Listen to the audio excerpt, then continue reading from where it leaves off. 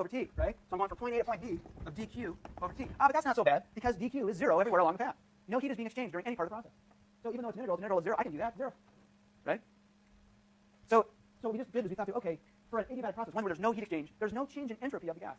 It's a purely work, it's all about work. We did work on the thing, its energy went up because of that, but there's no change in entropy. Interesting. All right, very good. So what about, and also, this is also a reversible process. And you can see why, right? If all I did was work on the thing and there's no heat exchange, well, no heat exchange on the inside, no heat exchange on the outside, because there was no heat exchange. The air in the room didn't have to provide or take in any heat. So there's no heat exchange with any pair of things in the whole problem. It was just work. So this is all reversible. Everything we talked about is reversible, including the things that I didn't mention now, like constant, I gotta do the constant volume, well, I can call it expansion. Constant volume is an expansion or compression, but if you take a path that's constant volume, then the work equals 0, right? Because there's nowhere in the curve, you know what to do. All right. But what about an irreversible process? So here's the canonical irreversible process. Let's start, so it's the same picture I drew over there. Let's start with a volume. Let's do this. Let's start with a volume that's this big, and there's a wall in the middle. There's a partition. And initially, all the gas molecules are over here. So what I'm describing now is a free expansion. Free expansion. So for a free expansion, you've got gas on one side, not on the other.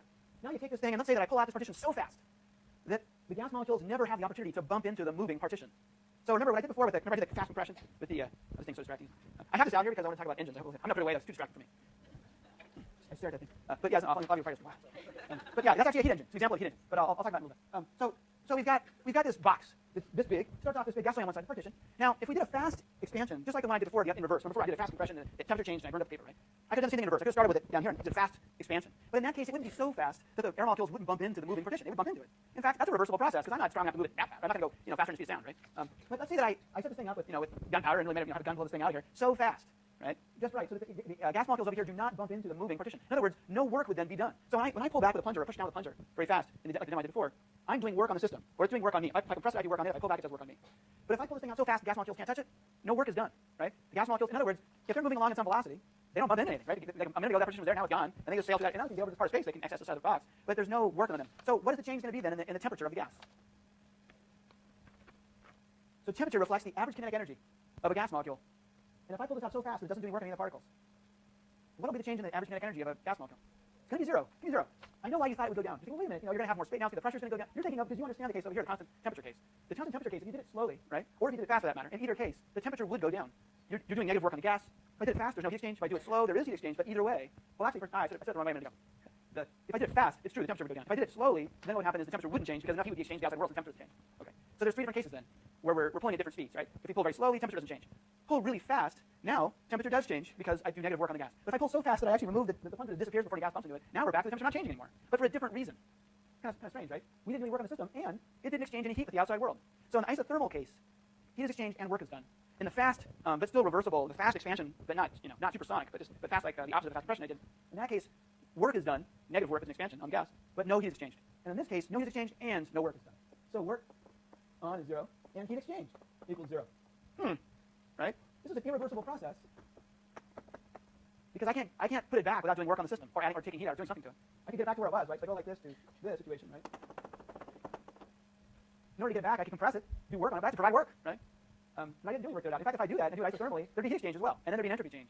So in this case, what is the entropy change? How do we figure that out? So if I try to draw a picture of a free expansion like this on a PV diagram, I find that I can't do it except for the influence. I've got an initial point. So I'm doing expansion here. So I got dA, dB. I got the PV diagram, right? Got P, this one switch. Let's see, I went PA, PB. So I started up here, I ended up down here, right? Didn't draw that perfectly, but you get the idea. Now for an isothermal expansion, I could draw a line in here. Oh, no, straight line, a curvy line, right? That represents the expansion. But in this case, there's no, the system is not in thermal equilibrium until it equilibrates later on in a bigger volume. Like when I pull this partition out, all of a sudden the pressure is not uniformly distributed. Like the density of particles isn't uniform, right? There's more particles over here. Like some particles enter in on this part of the box after I pull this out, but the pressure would be big here and small there, and it's not in equilibrium. So the result is that I can't draw the intermediate stages. But entropy is a state variable. That means that if I know the initial state and the final state, I can calculate the change in the entropy. Now you've already told me, you say, well, I know that the change in the kinetic energy, the change in the average kinetic energy of the particles, right, is 0, and that tells me, right, that implies that the change in the temperature equals 0 for the gas. So when it comes to its final situation, it's the same temperature. That means that I can figure out what the change in the entropy must be for a free expansion, right, of the gas in the cylinder. Free expansion, FE, free expansion of gas in the cylinder. Wow, lots of it. That's the same as the delta S, the change in the entropy would be for constant P. Because I wind up in a place that's got a P and a V value that have the same product as the P and V value to start with. So it's the same thing as some isothermal process. That means I have the same formula. So what's the change in entropy going to be? The change in entropy is just going to be the log of 2 times K. So it's just equal to K times the log of 2 to the n. K, not just 2 to the n. Right? That's it. That's the change in the entropy. Because it's the same as it would have been if I did an isothermal expansion. Entropy is a state variable. It doesn't matter how I got from point A to point B. All that matters is I evaluate carefully the 2 endpoints and look at the change. Right? And I've already calculated the change in entropy. I did it 2 ways, in fact. In fact, the second way we did it over here, we can do over here as well. Where we say, oh yeah, twice as much volume. Now there's twice as many places you can put each particle. Let's calculate the number of states of the system. Well, it's the number of places you can put the first guy times the number of places you can put the second guy, et cetera, to the nth power, right? To the nth power. Oh, excuse me. It's a little n to the nth power, but there's a 2, and you got the declares, and you wind up with, right, k times log of 2 to the n. Or if you like, kn times log of 2. So it's the same change in entropy. But now let's consider what happens. Like, why is this different then? Why did the entropy of the universe go up here, but the entropy of the universe did not go up for the isothermal expansion? And the answer has to do with the heat bath. Has to do with the room. In the isothermal case, the entropy of the gas inside the cylinder went up by k times log of 2 to the n. But the entropy of the air in the room went down by the same amount because it lost some heat. In this case, no heat was exchanged with the outside world. It was a free expansion, right? Just pull this thing out so fast, you get covered with Dow-Corning insulation, there's no heat exchange. Q in, Q out equals 0. Right? That means that there's no heat exchange with the outside world. The air in the room didn't lose any heat either. So the change in the entropy of the room was 0. If you add 0 plus a positive number, you get a positive number. So the change in the entropy of the universe, delta S for the universe, equals, again, k times log, some positive number, right? K log to the n. I crammed that on the bottom, but so that's why this is an irreversible process in terms of thinking about in terms of entropy. The number of accessible states of the system increased. Some part of the system, and the other part of the system in the room didn't change at all. Well, okay, that's irreversible. You can't get it back. You can get the box, you can probably molecules back and lost out of the box, but you have to do it. You have to add work. You got to do work, right? So that's why when you buy gasoline, or you go buy petroleum right at the gas station, you don't just burn it on a bonfire on your lawn, right? It's not going to be any good. You burn it inside the cylinder where you can have it expand the cylinder and do useful work for you. And that's why you would pay a lot more to buy gasoline than you would to buy a room full of air at room temperature. It's useless. You can't do any stuff. You can't do any of this. It's not going to give you any useful work out. Yeah. Okay. Great. So this I think is some of the deepest stuff we cover in this class, really, and some of the deepest ideas actually in all human thought. Entropy increasing, all these things. It's not that complicated, really, but it's kind of weird, and so it's hard to think about. One aspect of it that confuses people is I like this demo. So here's a demo where I've got a bunch of balls in a box, and so this is a particular configuration that's very unlikely, right? I mean, what are the chances that all the oxygen be on one side of the room and not on the other? Thankfully, very small. And if I turn around like this, and mix them up, there's some possibility that we'll go back to this configuration. But you would bet me $5 that all the balls now are evenly distributed. All they're on one side and not on the other. Black on one side, what do you think? What's the chances? I didn't have to peek to know the answer, right? No way. No way. But what if I asked, what is the likelihood of this particular configuration, this specific configuration, and the one I showed you a minute ago? Which one's more likely? This particular configuration, this specific, black ball here, white ball, and the one I showed you initially, they're equally likely individually, right? It's just that there's way more. I get made fun of saying way too much, but there's way more configurations that look qualitatively like this than there are ones that are ordered. So that's why, like, you play the lottery, which I would not advise. But if you play, although it does help the schools, okay, fine. But don't play to win, right? When you play the lottery, right, the numbers always have a certain character to them. They look pretty random, right? So, I know, I'll choose a random. Doesn't matter, right? You have no better chance of winning the lottery if you have a random number versus something that looks really ordered, like just 1, 2, 3, 4, 5. That number is just as likely to come up. You might just share the prize with more people, depending on how people choose their numbers. So that's an issue. Okay, fine. Strategy of the lottery. This is not what you pay for. Yeah, don't pay for it. Which you might. But in terms of the way it works when we do our counting statistics. So when I did my counting statistics over here, over here, where I said, oh yeah, how many states of the system? I didn't take into consideration likely looking states and unlikely. They're all equally likely.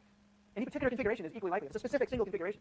And some of them seem more likely. This seems more likely than the first one I showed you because it looks like the sort of thing you see. You still paint the ground, you get some random pattern or whatever. But in terms of, if you look at the individual states, they're equally likely. That's why counting arguments like this work. It's a fundamental theorem of physics that all equally accessible states are equally likely. That's why we can just count them up and then take a log of the number of states, and that's the entropy. And that actually tells us something important about the macroscopic properties of some physical systems, some thermodynamic system. It didn't have to be that way necessarily. It just turns out to be equally likely. It's an experimental thing to be verified. That's an assumption we make. But you can test it experimentally, and it turns out the thermodynamics works really well, right? So I hit on so many other things I wanted to. Oh yes.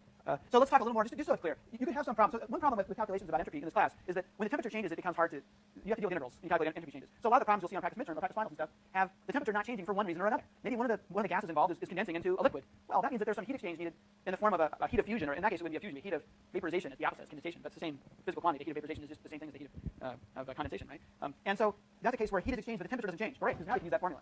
It's also the case sometimes if not much heat is exchanged, only a little bit of heat, and maybe the specific heat of some object is really large. So it takes lots of heat exchange before you change the temperature by a degree. That's a case where you can have effectively a constant temperature. It's not exactly constant, but it's changing so little that you can get away with using a simple formula, right?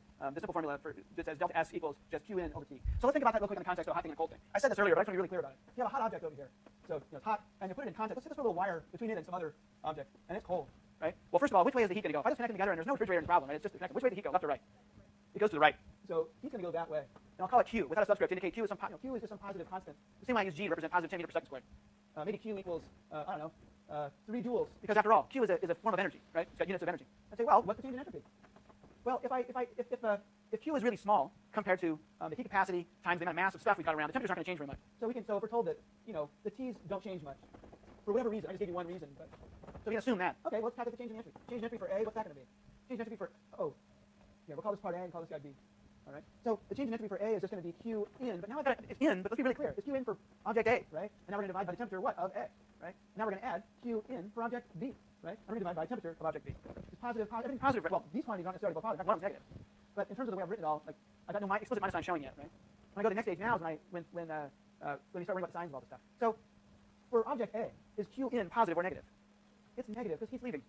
So it's negative Q for A, and A is the hot one. See, hot. This is what I said at the beginning of class in words, and it's writing explicitly. What about Q in for B, positive or negative? Positive.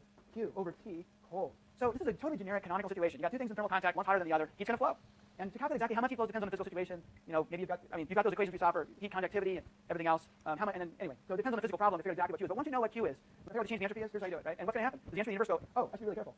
I wrote this the wrong way. This is the sum of the entropys of both. This is the change in entropy of the universe, okay? Because this thing is the change of entropy for A, and this thing is the change of entropy for B. So I got ahead of myself a little bit. But I add them together, and I say, okay, what's that? And sure enough, I'm getting an answer I think that makes sense. Because T high, you know, this is hot. This is a bigger number than T cold. This fraction, therefore, has smaller magnitude than this. It's negative. You take a small negative thing out to a big positive thing, you get something that's bigger than zero. So that's why the entropy of the universe goes up when there's heat exchange between different objects. That's why the heat death of the universe is presumably going to happen someday in the very distant future when heat has been exchanged to the point where everything's at the same temperature. And then you can no longer get useful work. And so one thing I'll mention real fast too, I think most of you know this, I'll just point it out. Sometimes people, if they have some reason to argue against structure in the world as being consistent with the laws of physics, they'll say, you know, evolution can't happen because of thermodynamics, because of laws of thermodynamics. I'm ahead of myself. I'm supposed to pass out evaluations. I'm sorry, I went a little over. I'll tell you what, I was going to say was this. Second law of thermodynamics does not rule out producing structure locally, like making a body that's got cells and everything, lots of structure compared to a soup of the same chemicals that make up my body. Why is that? It's because you can have local decreases and local increases somewhere else eventually, as long as the increases outweigh the decreases.